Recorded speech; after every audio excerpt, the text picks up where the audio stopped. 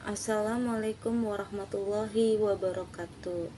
Salam sejahtera untuk kita semua. Perkenalkan, nama saya Diana Wati dengan NIM 202104011400. Kali ini saya akan membahas sejarah perkembangan bahasa Indonesia untuk memenuhi ujian akhir semester saya dengan mata kuliah Bahasa Indonesia.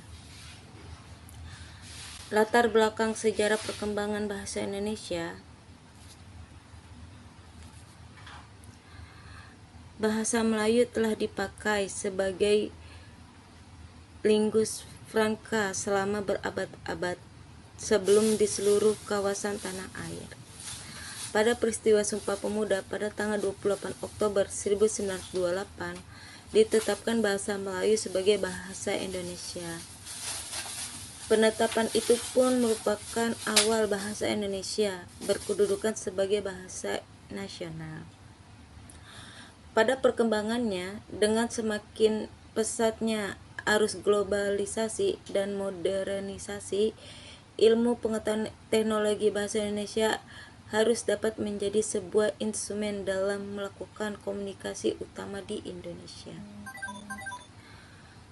Rumus masalah dan tujuan penelitian.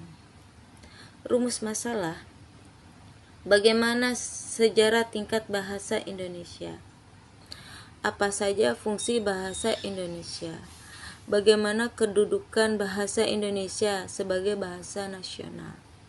Tujuan penelitian: memahami sejarah singkat bahasa Indonesia, menjelaskan fungsi bahasa Indonesia, menjelaskan kedudukan bahasa Indonesia sebagai bahasa nasional. Sejarah singkat bahasa Indonesia. 1.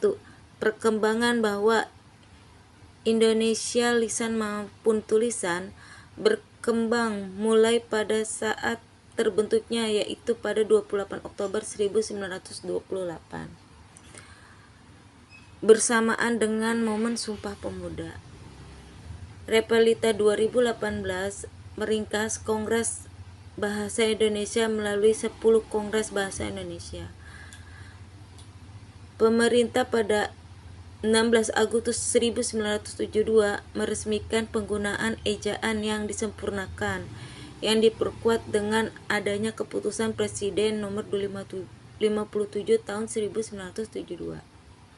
Fungsi bahasa Indonesia itu sendiri.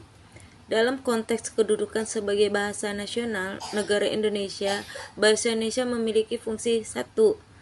Lembaga kebanggaan nasional. 2. Lambang identitas nasional. 3.